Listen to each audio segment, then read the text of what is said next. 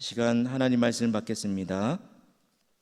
이 복된 시간 주신 하나님 말씀은 마태복음 21장 18절에서 22절까지 말씀입니다. 신약성경 35쪽에 있는 마태복음 21장 18절에서 22절까지의 말씀을 열매 맺는 믿음이라는 제목으로 오늘 하나님 말씀을 받겠습니다. 18절부터 22절까지 한 절씩 교독해서 읽겠습니다. 이른 아침에 성으로 들어오실 때에 시장하신지라 길가에서 한 무화과 나무를 보시고 아무것도 찾지 못하시고 나무에게 이르시되 이제부터 영원토록 내가 열매를 맺지 못하리라 하시니 무화과 나무가 곧 마른지라. 제자들이 보고 이상히 여겨 이르되 무화과 나무가 어찌하여 곧 말랐나이까?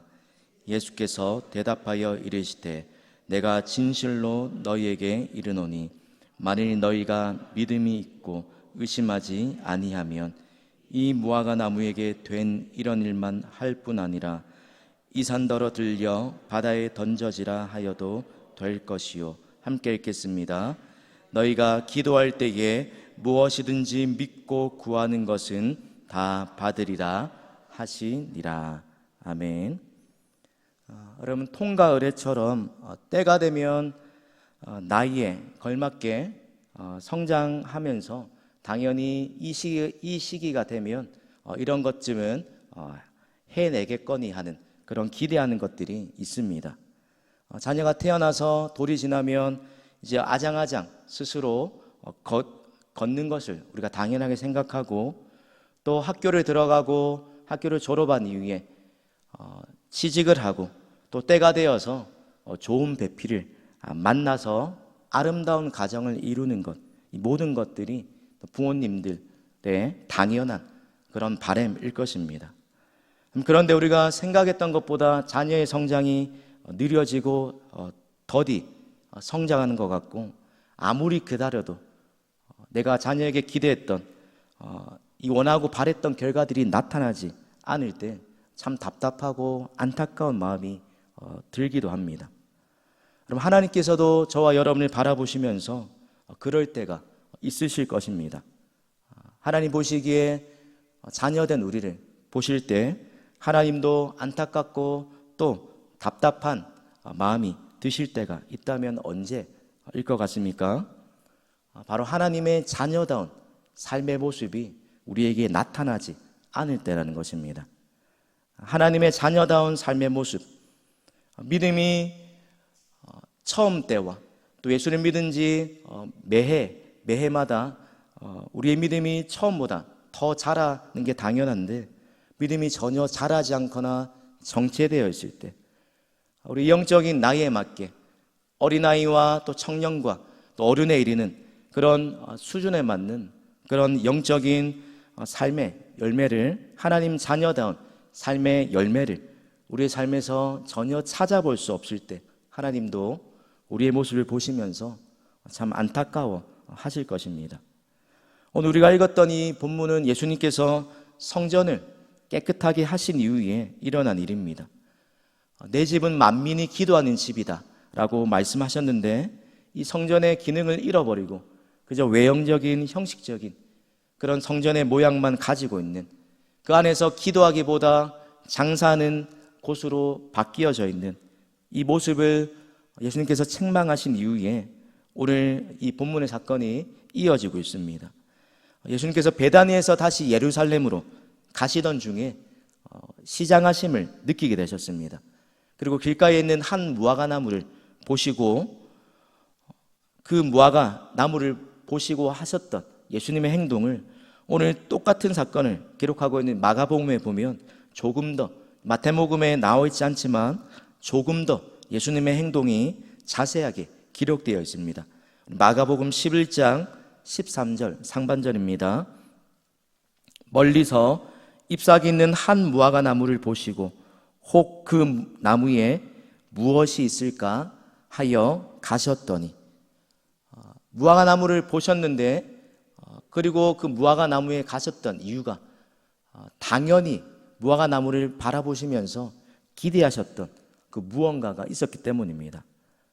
나무에 맺히는, 또 시장하셔서 또 그 배를 세우시고자 하셨던 그 열매를 찾으셨던 것입니다.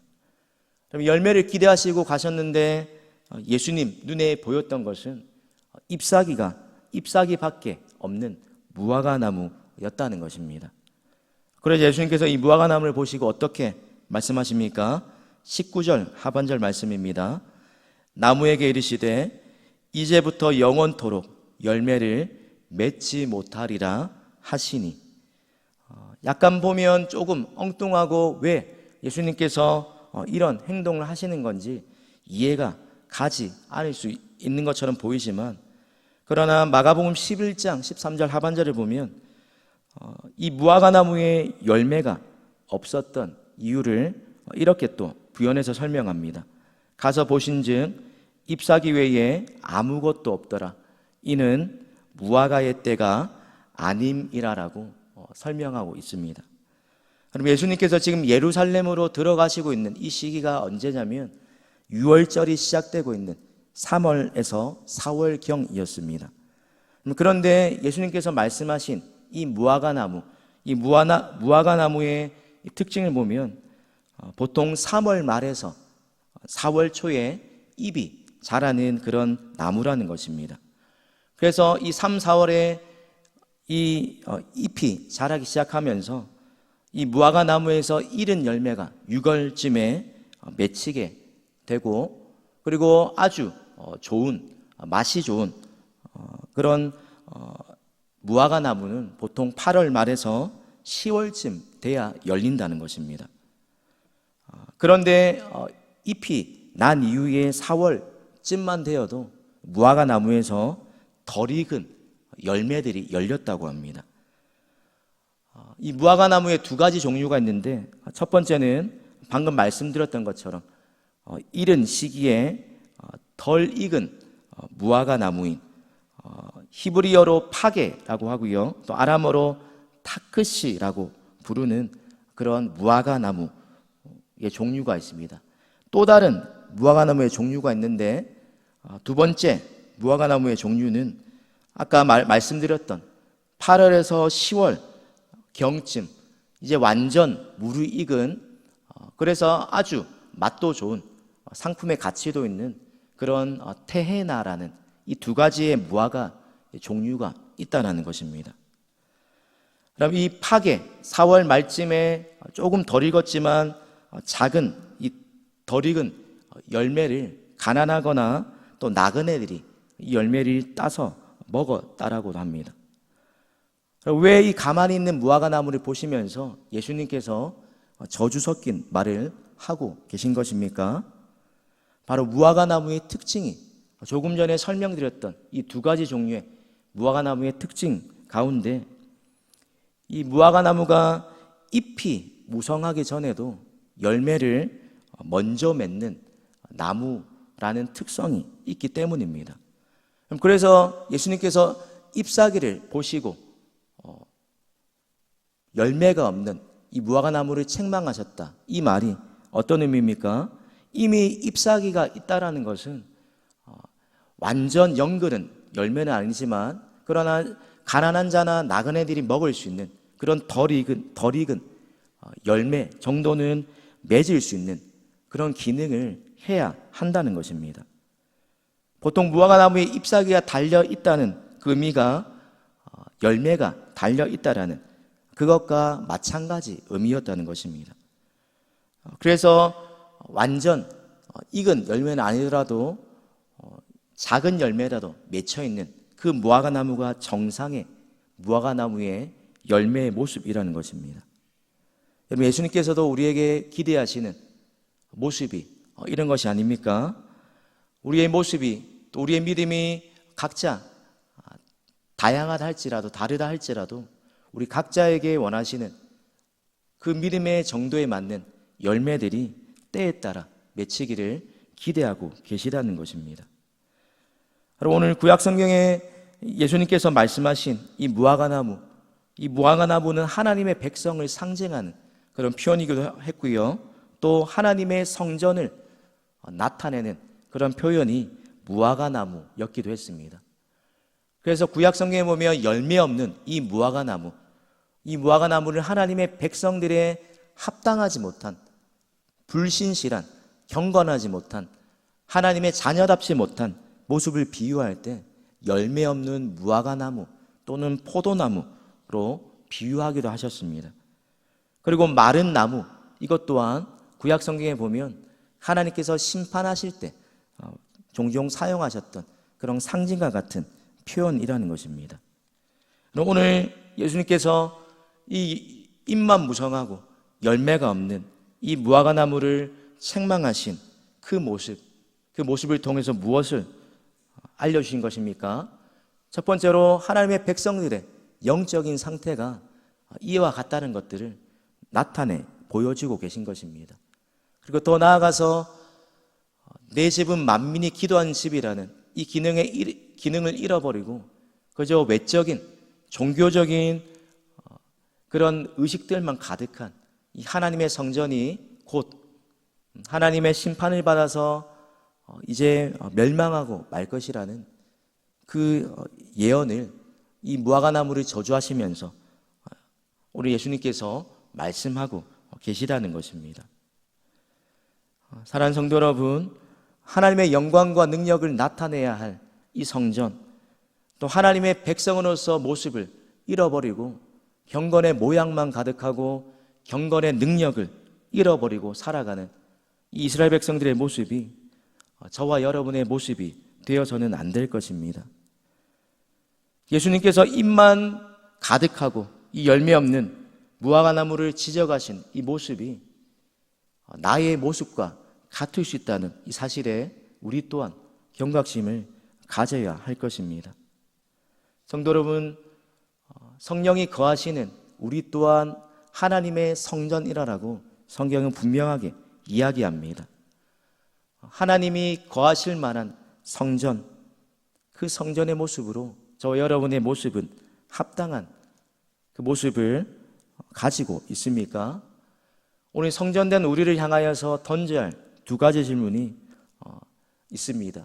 첫 번째로 하나님 보시기에 합당한 믿음의 열매를 철을 따라 때를 따라 맺어가고 있는가라는 것입니다. 또한 반대로 예수님께서 오늘 책망하신 무화과나무처럼 믿음의 연수는 오래되었지만 우리의 모습이 열매 없는 경건의 모양만 가득하고 경건의 능력은 잃어버린 그저 외형적으로만 그럴듯한, 남 보기에는 그럴듯해 보이지만 하나님 보시기에는 여전히 안타까운 모습이 가득한 그런 모습으로 신앙생활을 하고 있지는 않은지 우리 자신을 돌아봐야 할 것입니다. 잘 성도 여러분, 사람들은 겉모습에, 번지르르한 겉모습에 속기도 하고 또 그 겉모습으로 칭찬하기도 하고 환호하기도 하지만 그러나 저 여러분이 섬기는 하나님은 우리의 폐부를 뚫어보시는, 우리의 심령을 감찰하시는, 중심을 보시는 하나님이십니다. 우리의 겉사람이 어떤가가 아니라 우리의 속사람이 하나님 앞에서 어떠한지를 잘 아시고 그 모습을 유심히 지켜보신다는 것입니다. 외적인 열매가 아니라 하나님을 향한 그 마음의 중심이, 또 믿음의 열매가 어떻게 맺혀져 가고 있는지를 중요하게 보신다는 것입니다. 그럼 오늘 예수님이 우리에게 기대하시는 열매를 맺을 수 있는 비결을 요한복음 15장에 우리가 잘 아는 포도나무 비유에서 요한이 이렇게 말씀하고 있습니다. 우리 마지막 15장 4절 말씀을 함께 읽겠습니다. 내 안에 거하라, 나도 너희 안에 거하리라. 가지가 포도나무에 붙어 있지 아니하면 스스로 열매를 맺을 수 없음같이 너희도 내 안에 있지 아니하면 그러하리라. 사랑하는 성도 여러분, 올 한해 우리의 삶 가운데 하나님이 우리에게 원하시고 우리 또한 원하는 믿음의 열매, 삶의 열매가 가득하기 원하십니까?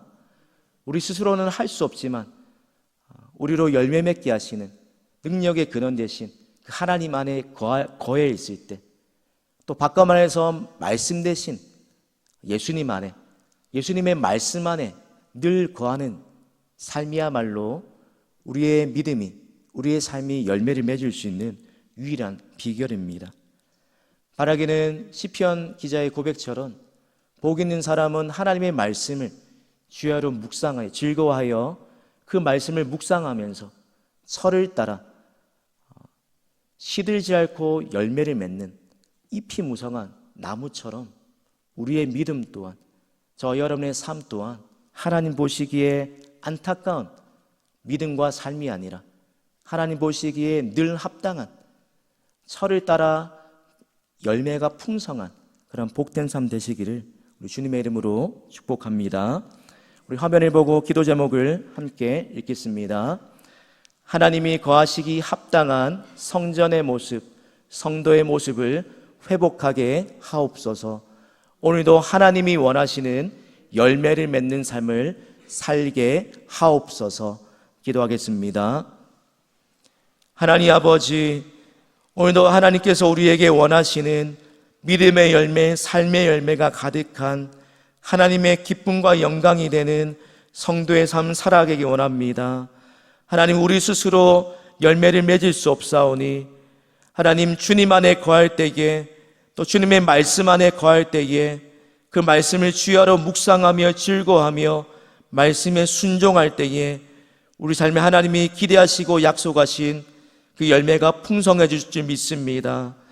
오늘 하나님이 약속의 말씀을 따라 늘 주님 곁에 붙어있는 우리의 삶 되게 하셔서 때가 되어 하나님이 우리에게 원하시는 믿음의 열매 가득한, 성령의 열매가 가득한 하나님의 자녀다운 삶 되게 하여 주시옵소서. 그리하여 입만 무성하여 책망받는 성도가 아닌 하나님이 거하시기 합당하신 거룩하고 깨끗한 하나님의 성전 되게 하여 주시옵소서. 감사드리며 예수님의 이름으로 기도드립니다. 아멘.